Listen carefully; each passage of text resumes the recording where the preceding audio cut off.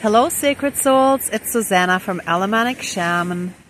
So what I have here for us tonight is healing the father wound. So similar to yesterday for the mother wound, today we're going to focus on the father, and most of the times it has to do with an abandonment wound, because traditionally the men weren't around as much and they were either working and providing for the family and felt that that was their main task, or they might have been off at war or might not have returned from war, or then within the past century when, emancipation started happening more, a lot of families ended up separating and divorcing, splitting up, and then sometimes the father just wasn't around. So we're going to focus a little bit more on those kind of things. And I want to talk about everything that I have on the altar here. And I want to start with the small figurine, which I changed it a little bit. But basically, if you see the head is tilted and this one shoulder is higher up, but it was actually standing, right? Now I kind of put it in this little crib. But that's how it was on the shelf. And instantly it made me think of sort of a gangster type guy in the ghetto, with attitude and yo, hey, what's up, that kind of body language. And the large mannequin in the store ended up looking pretty much like this. Again, they both changed, in my bag, they kind of moved and stuff. But this is the classic pose for ballroom dancing. So it's the father having fun and the child having abandonment issues, or the then older child in that case, in my example, having abandonment issues and acting up, getting in trouble, not necessarily choosing the best path, let's say. I'm not saying, they're very successful rappers and so on, right? And, athletes often make it, amazingly, right? But my point is, from disadvantaged backgrounds, a lot of times, it's harder, right? Anyway, so that's sort of the background between those two. Then I wanted to represent the male body part and semen. So first of all, I found this, I don't know if it's reed or some kind of grass type plant, but larger, that has a whole bunch of seeds there, and that kind of reminded me a bit of the male body part a little bit, shape wise. Okay, don't look at it too closely, but you get the point. So with all the seeds, that's kind of nicely symbolic of representing the male. But then here, I actually collected some apple seeds and I put them in here. And this is clay.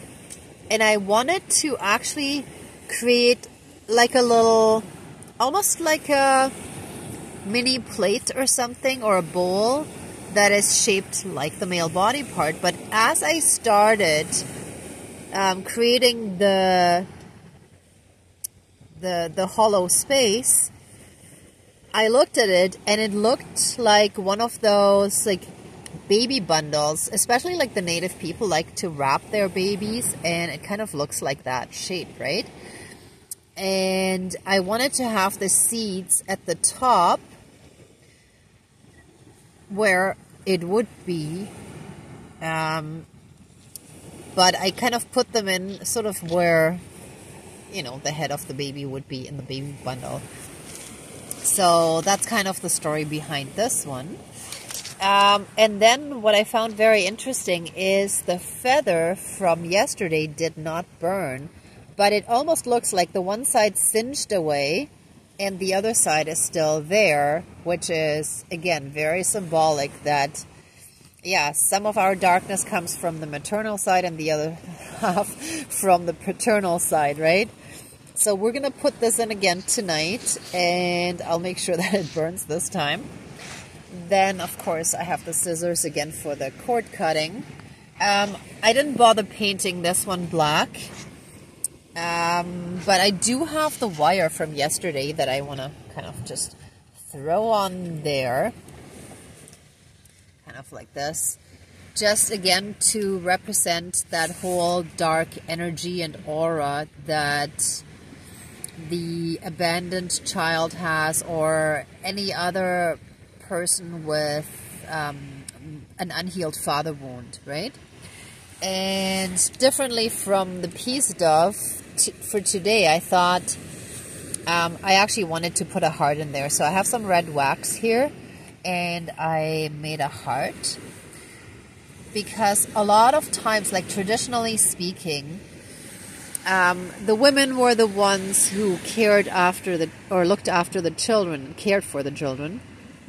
But the men were off either ensuring the survival of the family, working, providing, like financially, materialistically, and so on, or protecting the family or the country by going off to war and so on, right? So the fathers often, and again, like I'm generalizing, but just traditionally speaking, the fathers weren't around as much, and they often, I believe, tended to get to know their own kids, not in the very early infant stages, but as the kids started like walking and talking and so on, I believe, and I could be wrong, okay, don't quote me on it, but I believe that as the kid got older, the fathers connected more with their child or their children, right?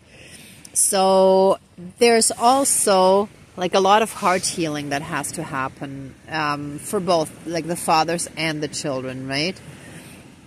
Because I think the fathers also missed out on a lot when it comes to their children, and the children also missed their fathers, right? So there's a lot of heart healing that has to take place now.